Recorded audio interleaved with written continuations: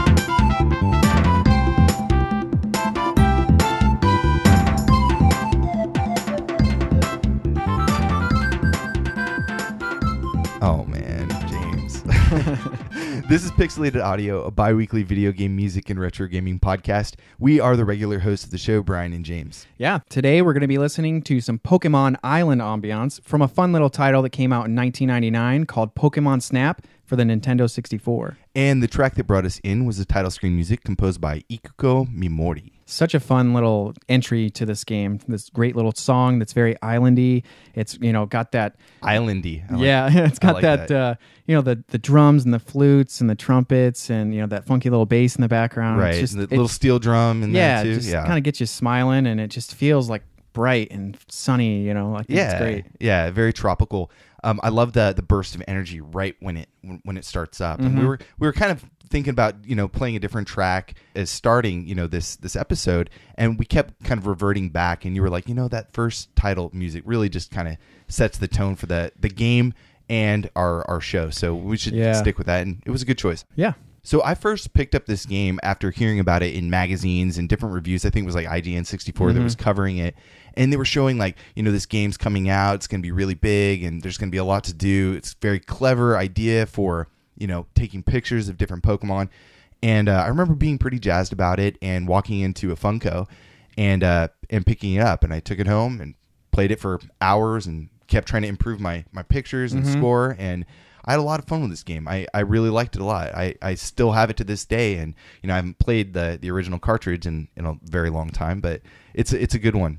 Yeah, for me, I had a 64 growing up, but I was not into Pokemon. My younger brother, Josh, was very into Pokemon, so that made me not want to get into it at all. So, but now that I'm older and I think that I can kind of like things that are childish, I'm in my 30s and I can like stuff that kids like. But so I did pick up a cartridge recently and popped it into the Nintendo 64, and I just really, really liked it a lot when it came on. It was fun. It's a very unique idea. Right. It really shows off the 3D of the system, and it is very addicting. It's like I myself kept going back, and once you do get some more upgrades and things, it's like so fun to go back through those levels again and try to get better pictures. Yeah, it does add a lot of instant replay kind of like features to it. You kind of build on what you just did. You're like, okay, well, I just did this level, but I want to go back again. I got to wait for this specific moment, and that's that you're playing for that moment, and it's kind of cool.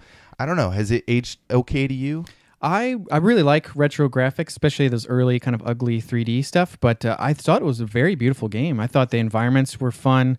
You really focus on the Pokemon. Things happen really quickly, so you don't get a lot of time to just stare at the environments, but they had great depth. There's a lot of movement and fun little areas. Even though you're on rails, it's a very interesting path. So I thought it was really fun. I recommend, if you like Pokemon, you've never played this, and you have a 64, then definitely try it. I think I got my cartridge for like $5 or $6. So. Right. And I see, me too. Like, I played Red and Blue when it first came out, and then I kind of blew it off after that, the Pokemon franchise. I was like, okay, this is a kid's thing. I think the cards were coming out and they were getting really popular, and I remember like go into any video game store, and the only you see 5-year-olds, 6-year-olds there, and all they're doing is buying Pokemon cards, Pokemon cards. So I was way displaced from the franchise at that point. Yeah. But Snap was something like, okay, well, this isn't really. This is more of a picture game to me. This like isn't more for of a, babies. Yeah, this is more my kind of thing. So I got into that.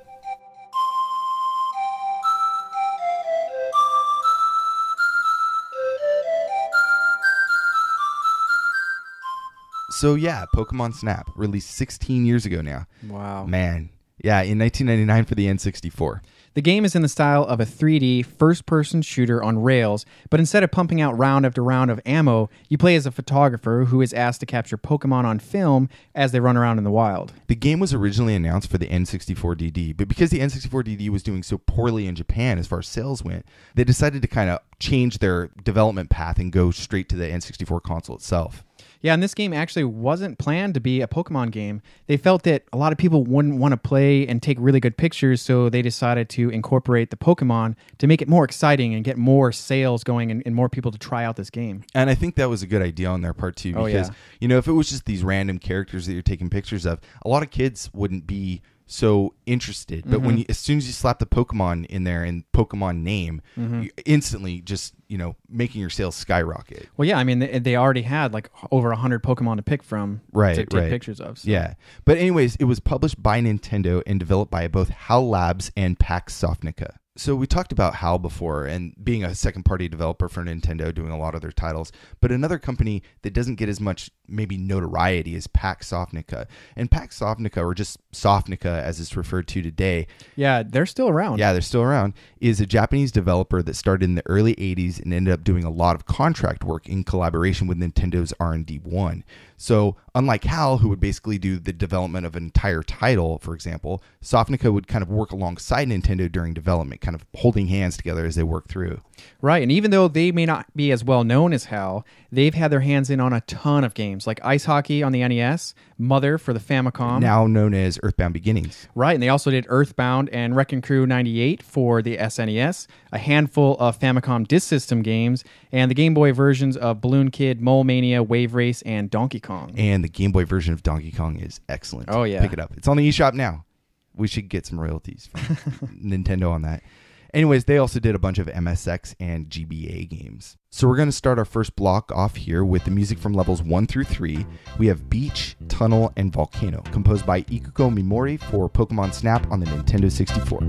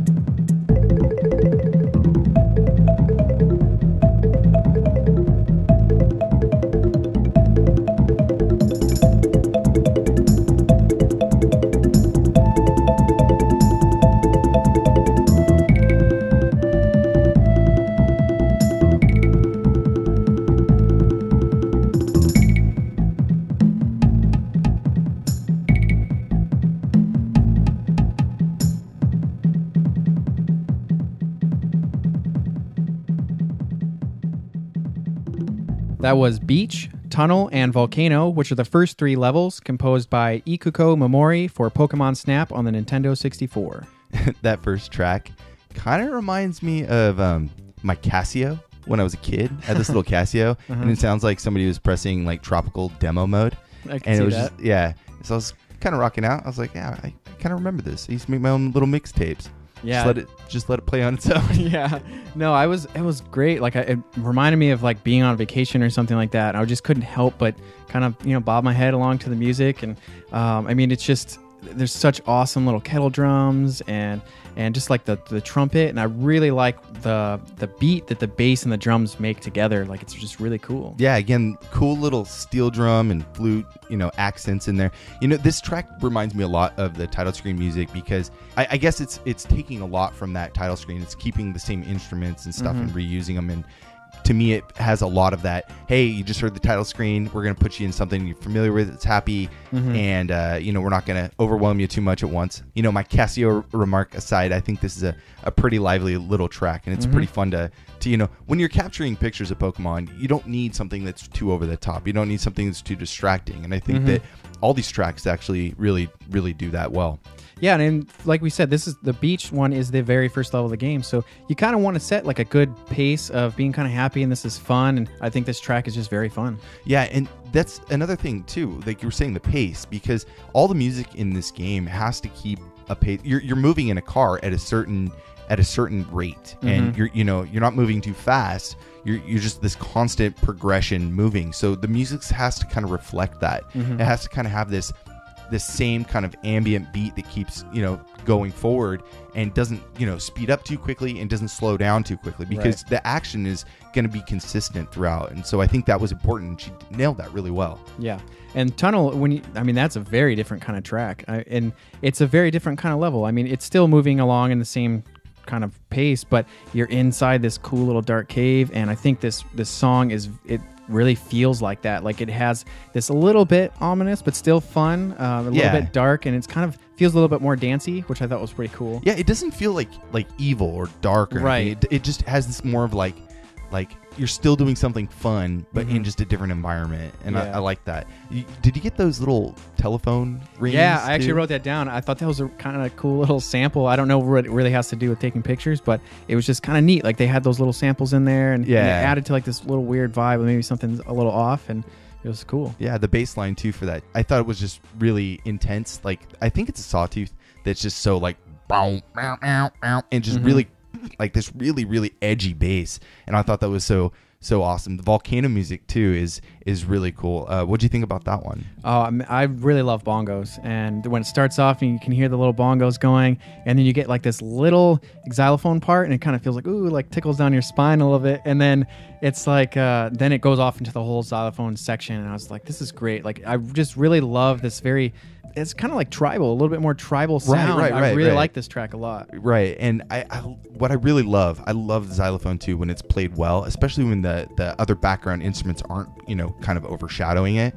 I love the tambourine. I think that sounds so cool. Just hearing that play, it has this kind of, I want to say like kind of this Afro-Cuban kind of feel to it, and it works really well for this track. Yeah, and I really love those sustained like flute notes, and they're really kind of drawn out. Yeah. And this was probably my favorite track out of the 3 so far. Nice. So let's kind of talk about how the game is set up a little bit, and then we'll get into the composer.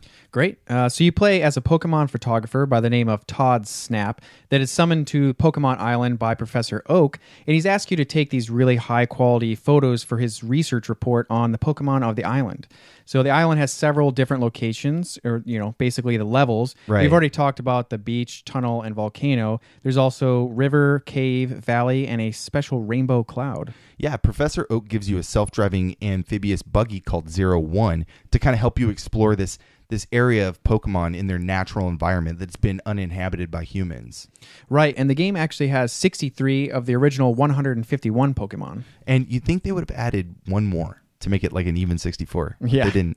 Yeah, no, the game itself, it has a very small number of Pokemon in comparison to what was out, but it kind of works in the game's favor because really if they start packing in like tons and tons of Pokemon, it's going to get a little crowded, and the game's relatively short as it is. So I think that they went with a good number. I still don't understand why they didn't put 64 in there, but I think they went with a solid enough number to allow you some freedom of like looking around with, not just constantly being bombarded with Pokemon. Right. I mean, in the first couple levels, you see Pikachu a couple times, and then you see other ones multiple times too, to give you different locations to maybe get a better photo and stuff like that. So they reuse them a lot. Right.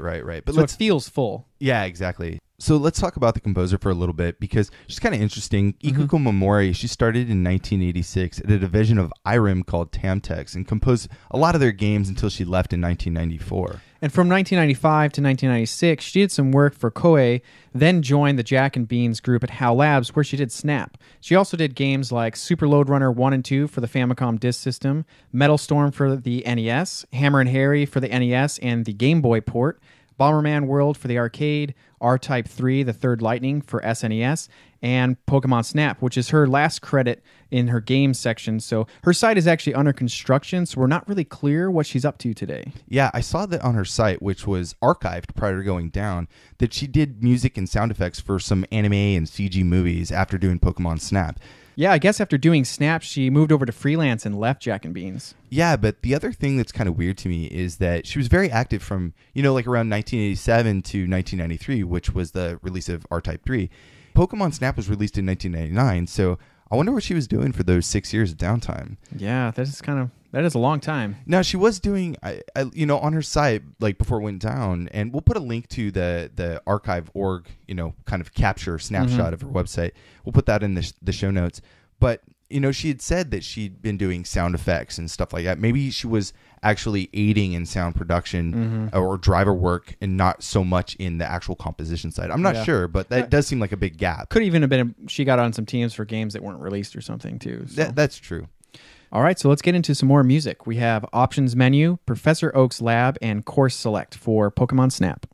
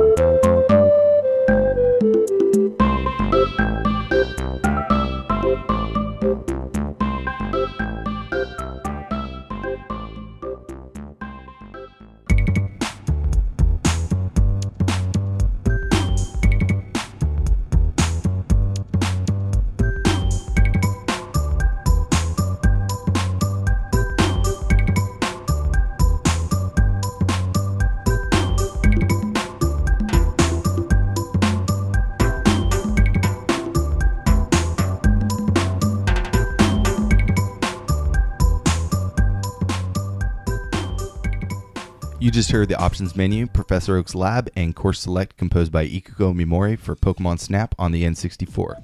I really like that first one. It's very, I thought it was very menu-like. It's very soothing and kind of non-confrontational. Yeah. And, it's just like, I like how the bass is kind of driving the whole thing. It's very fun. It's kind of a little funkiness to it. And yeah, I mean, all these tracks almost put me to sleep. They're all really sleepy tracks. But, I mean, I like them. This is cool stuff. I mean, when we listen to this music, with the headphones on and everything, you're really hearing all these notes and all the instruments and how they were intended to sound. And it does sound really pretty. It's cool. It's fun to listen to. The menu music, I mean, this isn't level music, so it doesn't have the same kind of ambience as that, but it does have its own like kind of charm to it. And I like that about all of these tracks.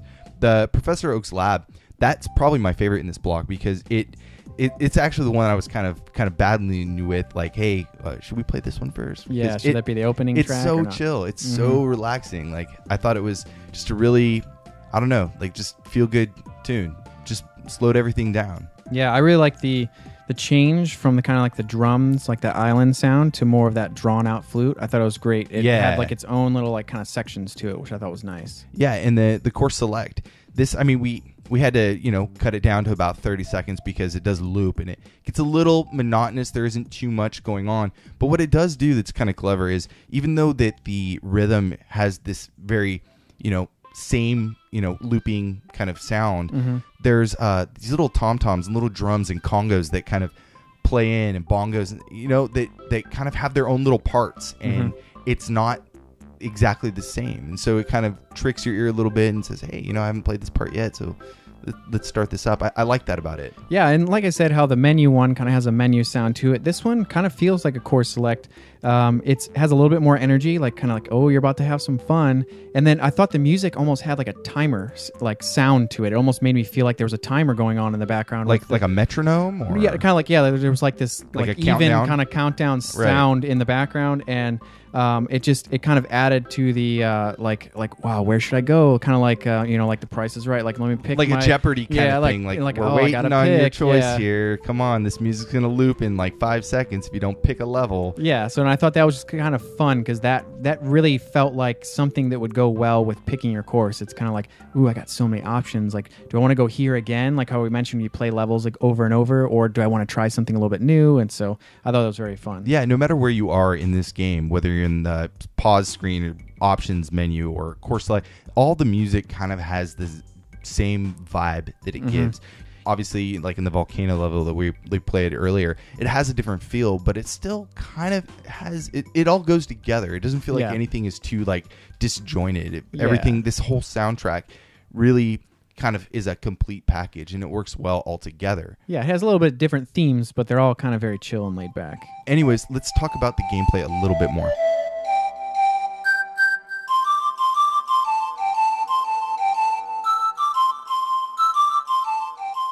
Yeah, so again, this game is in the style of a 3D first-person shooter on rails. And instead of bad guys trying to murder you, your enemies will try to overwhelm you with their cuteness. And after you reach the end of the level, you get to select one photo from the different Pokemon you took a picture of and present them to Professor Oak for scoring. Yeah, so the level will end that way, but it'll also end if you max out your shots. So in the top right corner of the screen, there's a little symbol that represents your camera film.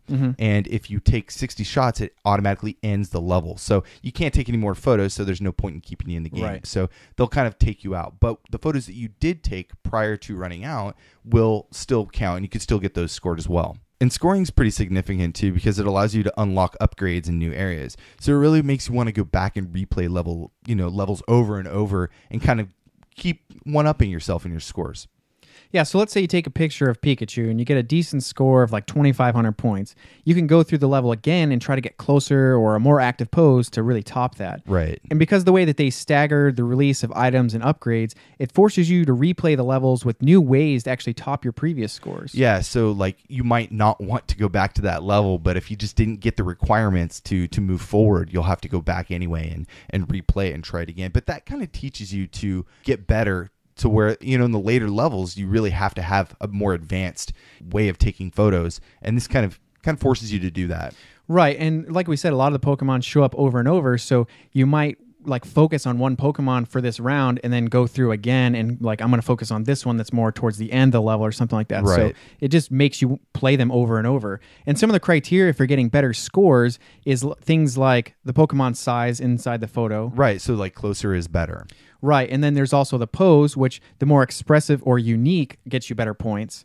And then there's the position of the Pokemon in the photo, where they want you to have the Pokemon in the center of the screen to get the best score. Yeah, and on your camera lens, there's actually this little reticle, and it flashes red whenever the Pokemon are like dead center. So it kind of helps you out when you're moving around from side to side.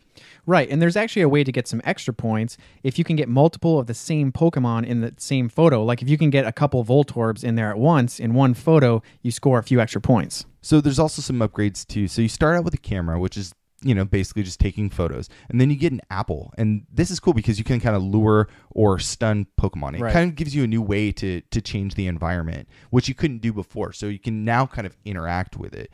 The next thing is the Pester Balls. And you can knock out or flush out Pokemon from hiding, which is pretty cool.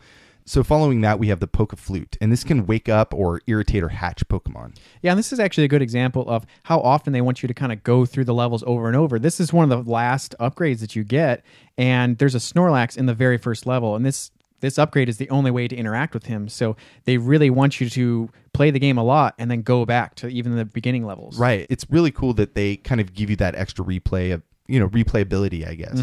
There's also one last upgrade, and this is the dash engine, and it lets you go faster than your normal kart moves on the track. And where this is kind of neat is that everything to me in this game is kind of like a Disneyland ride, like a theme park ride, where everything is very mechanical. You're going on this like kind of cruising by at this very given speed. And things are triggered at certain times. And this is how the Pokemon feel to me. They feel very lifeless in this sense because they have a set pattern that they're already programmed to do. Now, when you have this dash engine, it actually gives you the ability to kind of, it's almost like moving through time, because you get to move further down the track and you'll see stuff appear that you never would have seen the first 10 times you play the game. But until you get this, you really can't experience that. Right.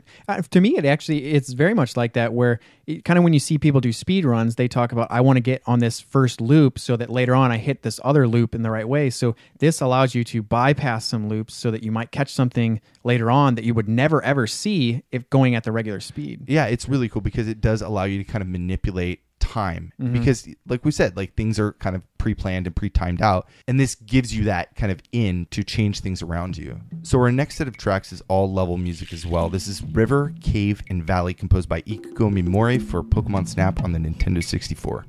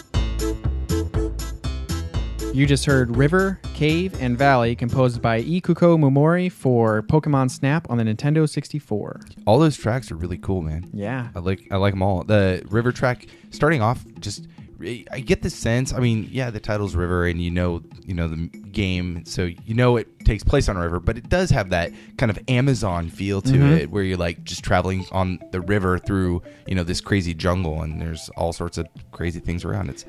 Gave me that vibe. I liked it. Yeah, this one I thought had a little bit more of like a creepy, or like I don't know what's going on, what's out there in those bushes, and to me it kind of felt like that's the Congo feel to me, man. Yeah, like the Amazon feels that way to me. I kind of felt like they're like cannibals, like watching me, like, and then you find out, oh, okay, no, everything's cool and it's kind of fun and Pokemon jumping out and stuff like that. But I mean, I thought that these 3 tracks felt very much more complex, like not just in composition, but in the use of instruments and the variety of instruments that they used. Yeah, no, I agree with you. I think the Congos, like I was saying, the Congos in that first track, just off the wall, like really cool. It's just a really awesome beat. The melody that's playing on top of it, though, isn't really doing much for me, but the Congos kind of keep me enthused in the track, and I like that a lot. The next track, Cave, I thought was really, really a cool track. Very well done, well put together, very almost like an orchestra kind of thing, and we'll get to that in a second. But I liked it, and I thought it was a little bit creepy at the same time, but not. I don't know. It was a cool track. Yeah, I thought it was kind of dreamy, like, and then there's the part where the melody and everything changes, and it kind of feels like waking up from a dream. So you're kind of going in and out,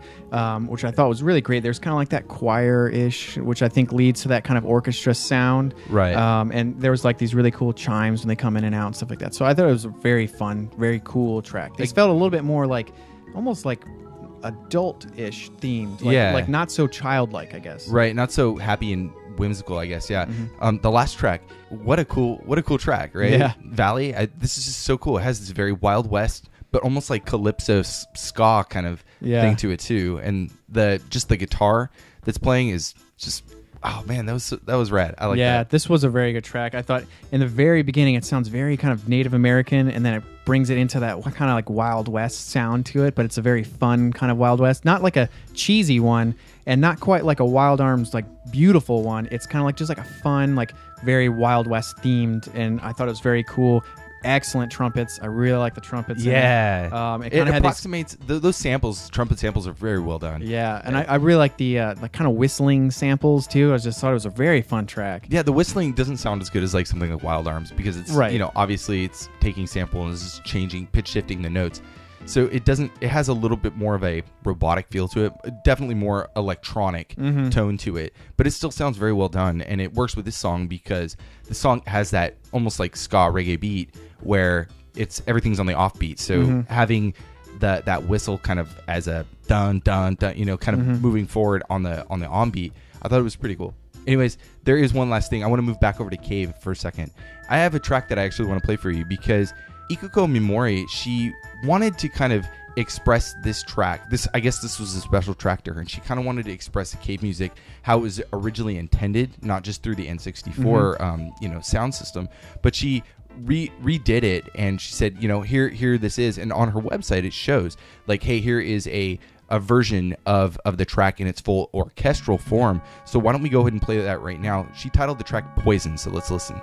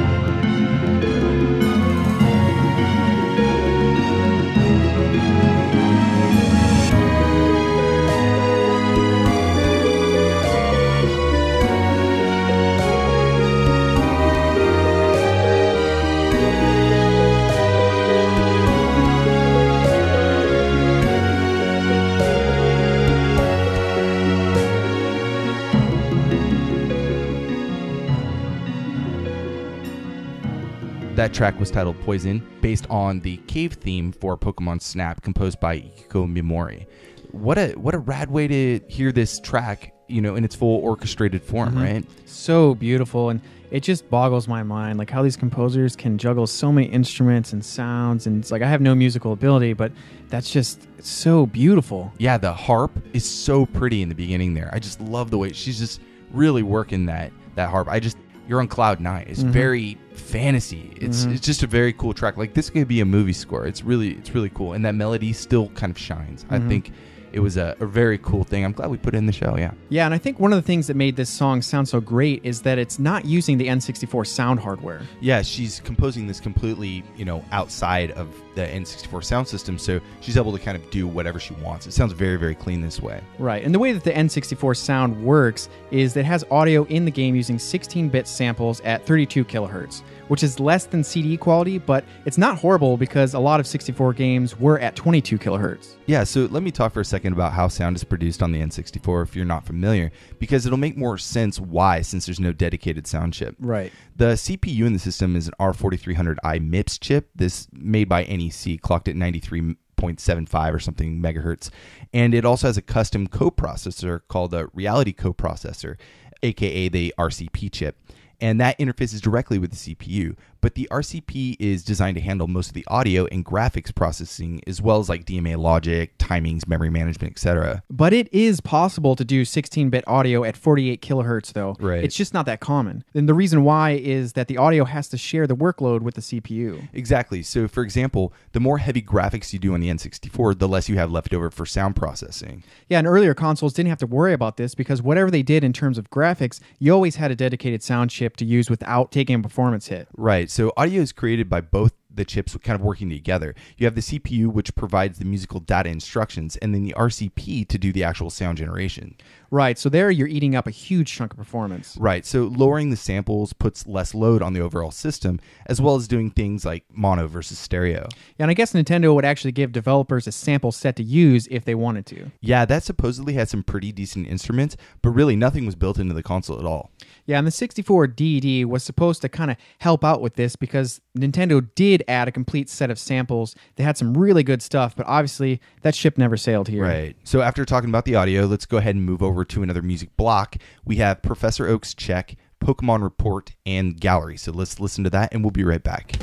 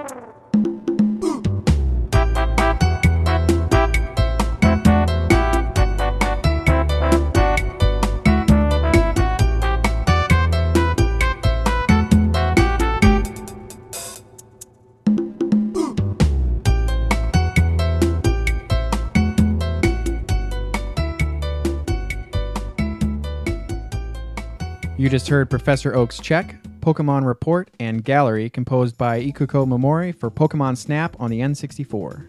Cool tracks again. I mean, they're just super chill. I mean, Professor Oak's Check, it doesn't sound like a title music, or it doesn't sound like a menu music. It's very, very lively. There's a lot of like reverse cymbals, and there's, you know, the congos again, and xylophone playing. It has a very cool like melody and kind of, you know, moving forward, a lot of energy. I like that. Yeah, like you said, it's very lively. It's fast paced and fun, and there's a lot of variety of instruments. I really like the tambourines. Like towards the end, I really took notice of those, and I just thought it was super fun. Yeah, and it's like a lot of the other tracks feel a little lazy, kind of like fun, like on a vacation type thing, and this one kind of had a little bit more energy to it. It makes you feel happy. Like I was just like smiling listening to it, and then this is the part in the game where Professor Oak tells you, "Hey, you just took horrible photos. Yeah, do it again." No, he's actually pretty generous. Yeah, he's oh hey. Yeah, you almost got it. You almost got it. Give it another shot. No, it's pretty cool. Pokemon Report. This is where you are showing the photos that you took, and you're picking the ones that you want to save and stuff like that and present to him. This track is pretty cool. It's I don't know. It didn't give me the same cool vibe that some of the other ones in the soundtrack gave me, but I still thought it was a pretty chill track. Yeah, I think it's fun. A lot of great drums. One of my favorite parts was when the bongos kind of got their own their own part. Yeah, it was cool. I did like that part. Yeah, and it had just very consistent, great trumpets and stuff like that. Just a very good use of a lot of the different sounds we've heard a lot. So they're just kind of using them in a new variety, right? And just recycling the instruments. Yeah, I have one little minor gripe about this track. Is that I love the melody, and I think Ikuko Mimori does a really good job of making, the notes sound very clear and in tune.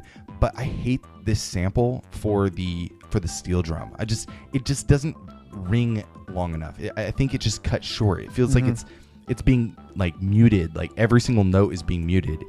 I don't know. That's why when we were talking before, I was like, is that a steel drum? And you're like, yeah, it's a steel drum.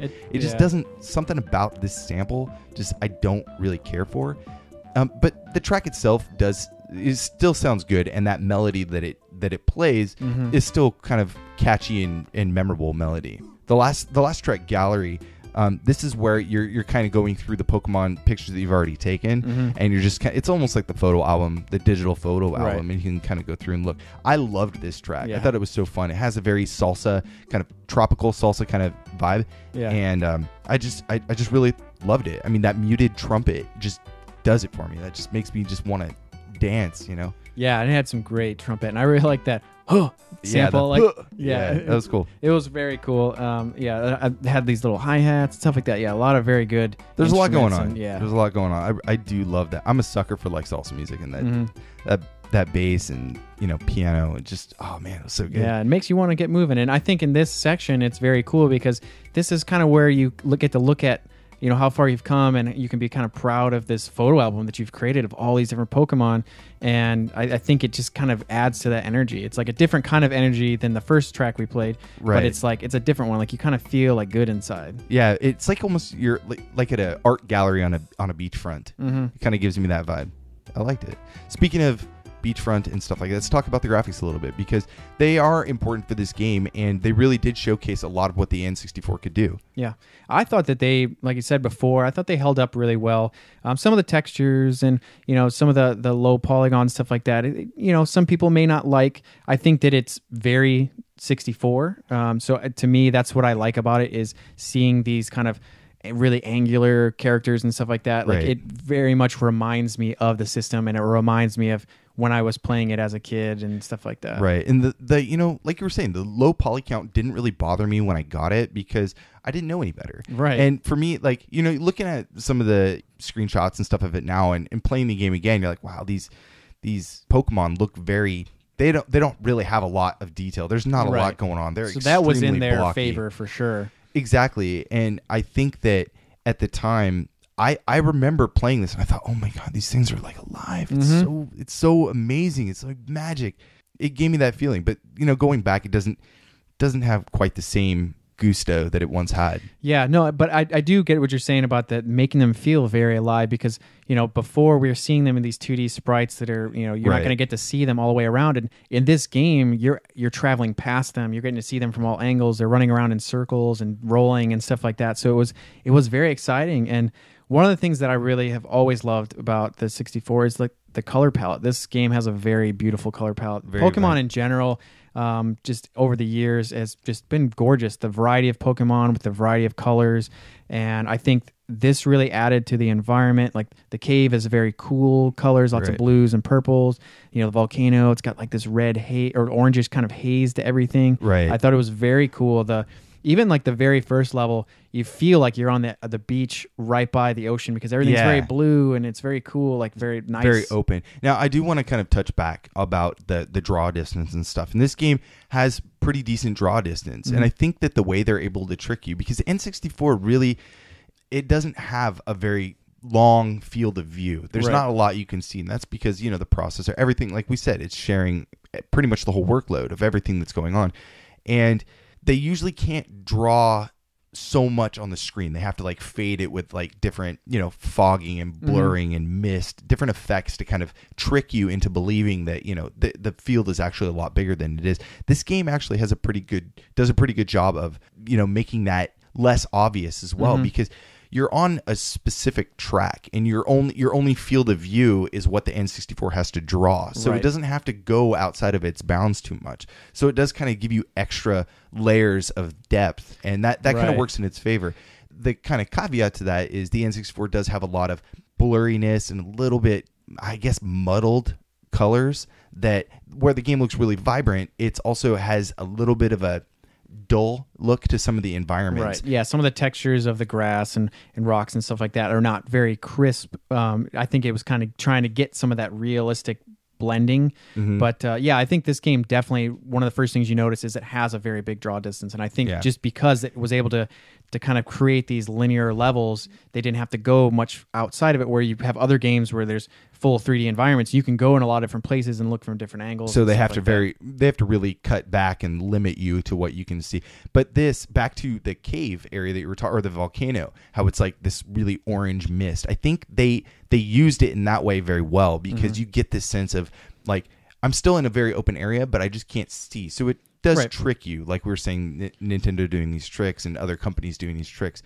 but it does work well in this scenario. Right. An atmospheric perspective is a real thing. And like for us living in California, we can see the mountains off in the distance all the time. And sometimes if you really look at them, they look like straight up blue. And that's just because they're so far away that everything kind of gets cooler as they go. But it's in the 64 and stuff like that. They have to make that fog distance very short, so it's not very realistic, where in this one they were able to extend it out. So like when you first start the very first level, you're on a straight track it's straight for a really long time, and you can see, and it feels like you're seeing way off in the distance. Whereas in a lot of the other levels, they can kind of, you turn, so you don't really get to see that far. You have a wall next to you or something. So they can kind of do a little bit of cheats there, which is really great. So they really used the limitations to their advantage for this game, I think. And I think what's cool about the graphics in this game as well is that the Pokemon, even though they're not super detailed, what's neat about it is that sometimes you'll only see like a foot of a Pokemon or something. There will be something kind of obstructing your view,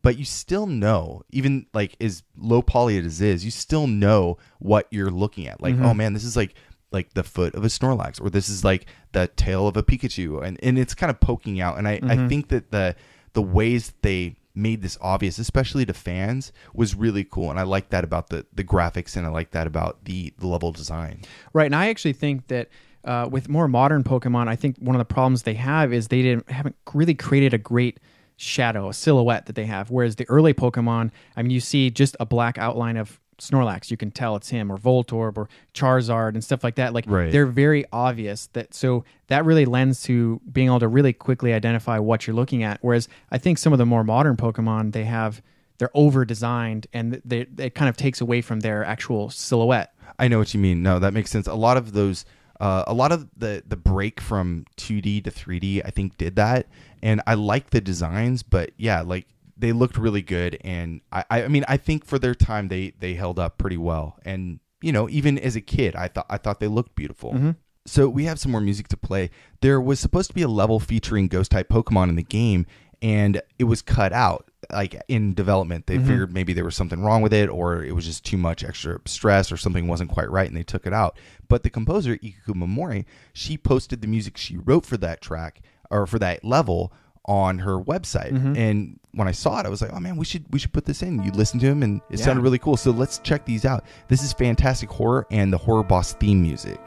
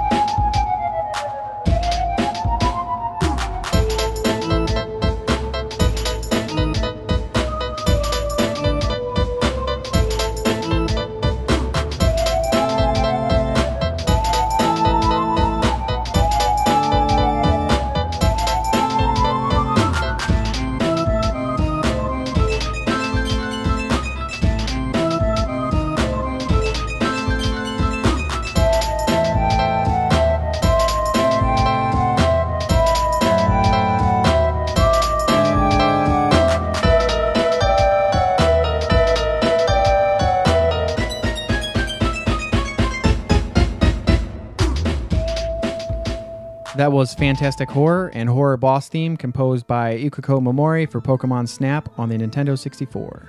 Man, on actual N64 hardware, that's pretty cool. It's cool that we got to play this because I had never known about this music until we started looking into it. And it was pretty cool. I could see why they probably took not just the music, but would it actually fit into this game? I don't know. Yeah, it has a little bit of a different feel, but I think that this one actually focused on a Pokemon type instead of a location, which might have been a little bit different since they weren't doing like, oh, let's do grass or leaf Pokemon or let's do fire Pokemon. Like this, they were in just different levels. This is more of a ghost type one. So yeah, and I can see like a beach and a cave and a tropical river and stuff like in an island, but like a haunted theme, I don't know. Maybe that's like a sunken ship or I don't know, but I can't see them putting tracks through there or something. Yeah, it makes sense why they probably took it out. But the music is really awesome. Yeah, very cool. Very spooky. Yeah, the first one is very creepy. I liked it. It has this church bells and there's like clocks chiming. Yeah. I just thought that overall it worked in that, in that dark kind of ghost type way. Type way. That's the stupidest thing, but yeah. It felt very Ghost Pokemon-like. I could see it fitting with that theme very well. But yeah, and this is actually the first song that we have that has an organ in it, which is very cool. It really, we see that in a lot of very creepy, spooky stuff, but I thought it was very cool. I liked it a lot. Yeah, and the horror boss theme. So the boss theme, that's another thing I didn't quite get because we don't really have bosses in this game at all. Right. But this was the boss theme. So I don't know what they were going for or what they told her. I mean, she's titling these tracks whatever she's titling them based on her own understanding. She probably didn't get to play a lot of it, or she maybe saw some, images or some video or somebody play testing it. But, the boss theme doesn't really make any sense in that sense. However, I do like this track. It's a lot more funky. It's a lot more cheerful. Hip-hoppy. Exactly, but it uses the same instruments that the last track used. So instead of this creepy vibe, it has the same instruments, but in like a funky kind of happy vibe. And it's funny because they use the organ in a that dark organ sound, that church organ sound, but in a funky way as well. So I thought it was cool. Yeah, it's got a very cool beat. It's very kind of wild, and I liked it a lot. It was very, very different. This was probably one of the most different tracks that we've heard today, but it was just very fun. It still had that, like very fun, energetic, but still kind of creepy, a little bit spooky, kind of like like Kids on Halloween. Like it's still fun, but it's a little bit creepy. Yeah, it definitely stands out.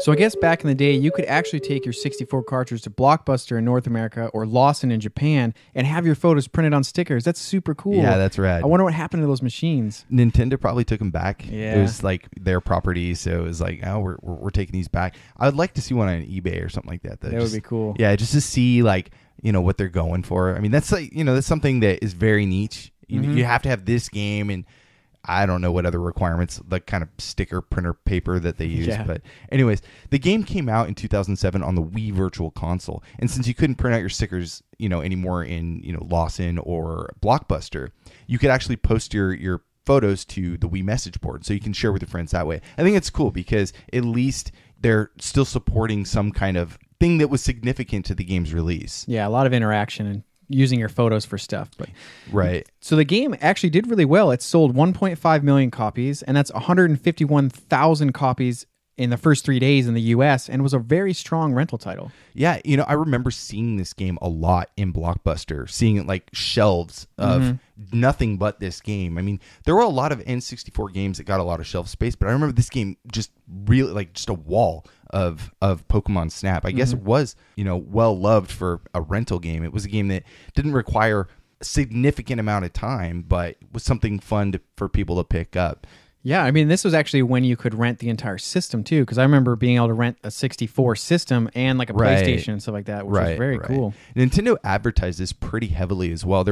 I don't know if you remember, but Nintendo did a console like the N64 specifically for hotels, so they could kind of lease these out and get people to, be able to play games and stuff, wherever they were staying. This game was one of the games that was actually featured in the hotels. So I guess what was really strong about this is, I mean, it's brilliant advertising because, kids are on their vacation with their parents to Disneyland and they're back in their hotel for the evening. They got nothing to do, but they got N64 and they're going to play some Pokemon Snap. You go back from your vacation, you go back home, you remember Disneyland, but you also remember, hey, I played this game a lot. Yeah. I want to own this game now. And that was just brilliant. I think it was very good advertising. When Christmas rolls around, that might be what you're asking for is a 64. And this wasn't like a small little batch that they tested this out. This was 86,000 hotels had this system to be able to play. I mean, they really pushed it hard to this was great for them. There was even a contest, and they were going to send the winner to Australia to, it was called Take Your Best Shot. And I guess they were going to, send you there, and I don't know what you're going to take photos of platypuses and wallabies. I don't know. But yeah, I never heard about this contest or anything. So yeah, and we've seen other games do contests like Vector Man and stuff like that. That's right. Vector Man. So this game received mixed reviews. Some called it addictive and innovative, while others criticized it for its limited number of courses and relatively small cast of Pokemon compared to, like we said, the 151 that were out at the time. It makes sense. I mean, the game is exactly very addictive, very innovative. There wasn't really a lot being done with like photography in games, and I think this really did stand out. It was very strong. It was something that really pushed, I think, a new level of creativity. But the shortcomings, it makes sense to me too, because the game is very short. The game is a little bit monotonous in the sense that sometimes you don't always want to go back to that last level and retake a photo, right? And you have to, and it's like, oh my god, I missed it again. I think there was a few times where I had to replay like 10 times to get the Pokemon that I needed to actually advance. But it makes sense. And having 63 Pokemon, I don't know about that being a detriment to the game. I actually think it's kind of advantageous in the sense that when we were talking earlier in the show, it doesn't feel crowded, it doesn't feel cluttered. And I think that was the reason why it was limited like that. I don't know. Well, it might have been kind of cool with how you see all the Pokemon games have like red and blue and X and Y and stuff like that. If there was like a Snap and Shutter or something like that, and where it's like 63 of these Pokemon and then a different set of Pokemon in a different game. I don't know. I thought that might have been kind of neat, but I don't know. I thought that it was very addictive and very cool. It was something unique. It was kind of in a sea of action games, it was like more of a stop and smell the roses type thing, which was very unique, I think. It's a good way to put it. Yeah. Anyways, we have some more music to play. Let's play Camera Check, The Rainbow Level, and Staff Roll.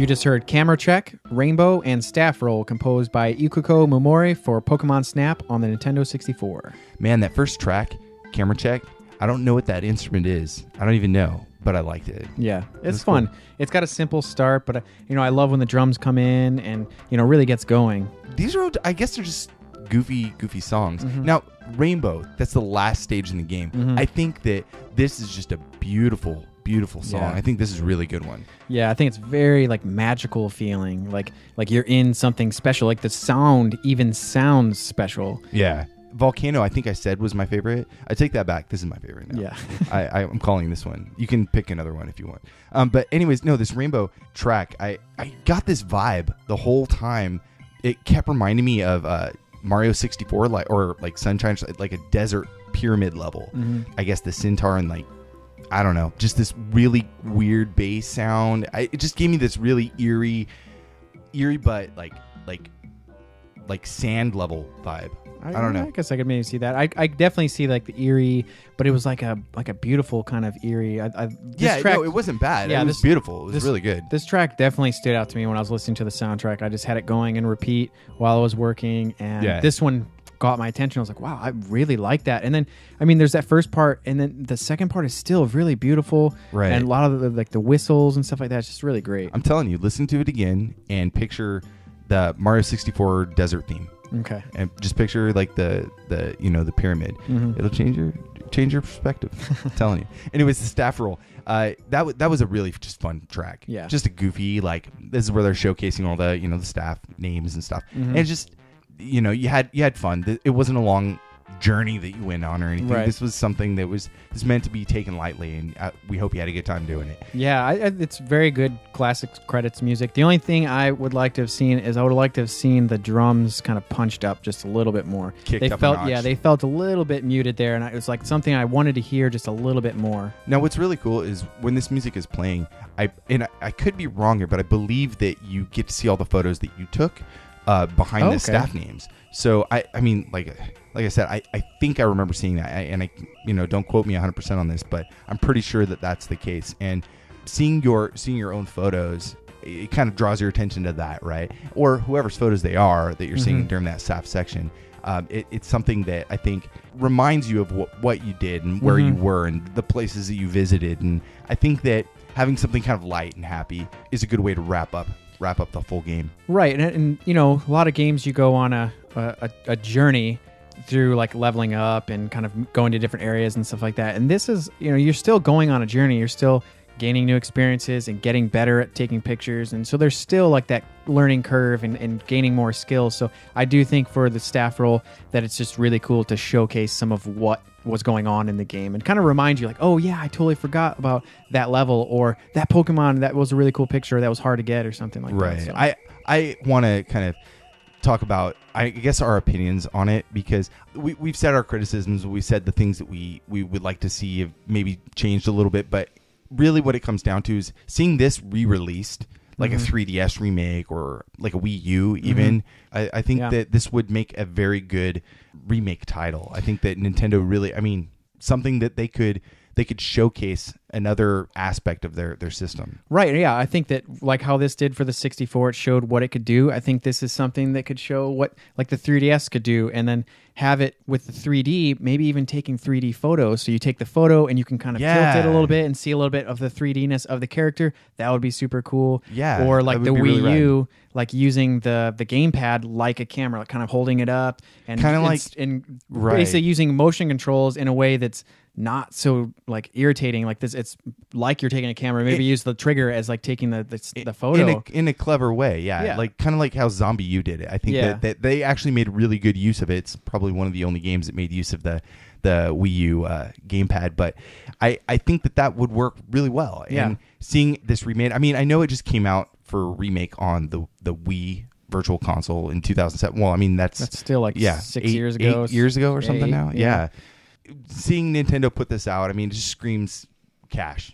Right. Well, I mean, you see how many times does Mario come out, and so, but this is like the upgrade in graphics. Like you could do more Pokemon, more environments, better looking environments. I think that would be really cool. Like DLC for new levels. Like maybe watching Pokemon evolve. Like, oh my god, I just saw that Pokemon evolved and got a picture of it or something. Right. Like, and for the new generation of Pokemon fans, I think this would be really good because, we grew up, we were already a little bit older when the N64 came out and this version came out. We were already, high school, and the younger crowd may have missed this. Even on the Wii, they may have missed it because it could have been, the Virtual Console eShop wasn't as accessible as it is now. I think a lot more kids are getting into like downloads and stuff like that.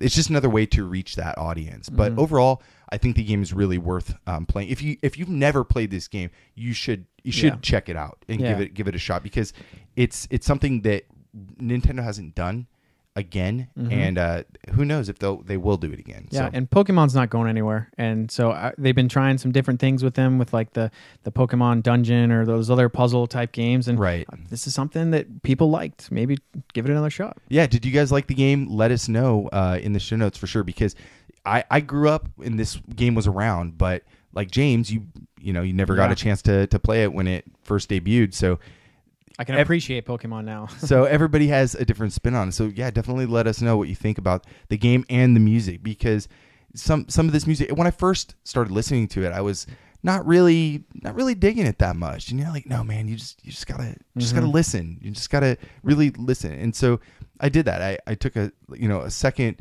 earful, and it really kind of grew on me. I started to appreciate it a lot more, and I'm glad that we covered it in this episode. Yeah, and listening to it, like most of our episodes, listening to the music with headphones on, you can really catch a lot of those little nuances, and you can hear these little instruments that are going on that are a little bit more subtle. So for me, like I said, was listening to it while I was working and missed a lot of it. And then when we were playing the tracks back before we recorded, I was just like, oh my God, this is so good. Like it's so fun, and it really puts you in a good mood. Really is. Yeah, so to wrap up the show, today we covered Pokemon Snap on the Nintendo 64, composed by Ikuko Mimori. If you want to know more about the show, you can check us out online at pixelatedaudio.com for all of our show notes and the track list. We can also be found on Facebook, Instagram, and Twitter at Pixelated Audio. Yeah, and feel free to leave us some comments and feedback. And we quickly want to give a few shout outs to some people who left reviews for us. Really nice stuff, and we really appreciate it. So there was SGC 1989 and Carmelo R90. Again, thank you guys very much for that. That kind of support really keeps us going and makes us want to produce more content. It's really fun. We love hearing those comments. Right. And also a shout out to Ed and Mike at Pixel Tunes Radio. Great show. Love those guys. We're close friends with them. They have a lot of really good content as well. Yeah, check them out. Yeah, if you're new to our show, make sure you check out some of our past episodes, like the Nightmare series, which had some really, really great music that I didn't grow up with it, neither did you, James. Yeah. And the MSX, it just has a really fun sound to it. And it was something that we discovered, and it's something you should check out. Definitely go back and listen to that one. We also had Kirby's Dream Land episode for the Game Boy, super fun, which was really fun. Make sure you have your your car stereo turned up, but your windows rolled up as well, so you don't get some weird looks.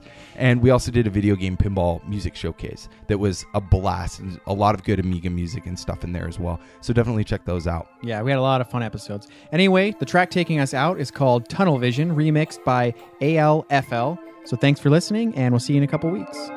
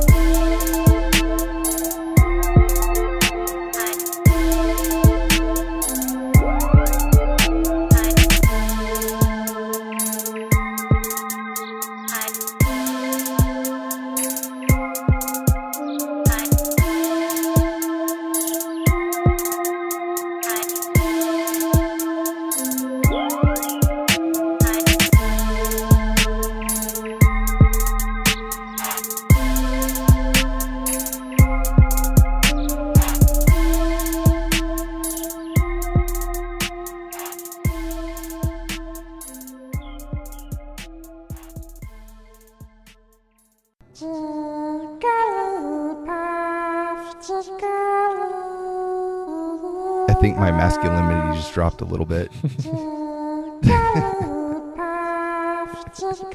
I think people are gonna be like, what the fuck? We can say something like, if you stuck around to the very end, like there was an extra track from Pokemon Snap that The bonus track. yeah. The bonus track that, like, seriously, I'm embarrassed just listening to myself. I think we should let this play out the full. You really want to keep this in there, huh? I just think it's so stupid and so like we're never gonna get a chance to do that again. And like the fact that they added that in there, like what was that for? Like where did that? I don't even remember this part. No. Yeah, but it's just I think it's so funny. And then it's like Jigglypuff got his own thing, like singing and like Jigglypuff, and it's like it's just so funny that like he's using parts of his own. Oh I don't God. know. God damn it, James.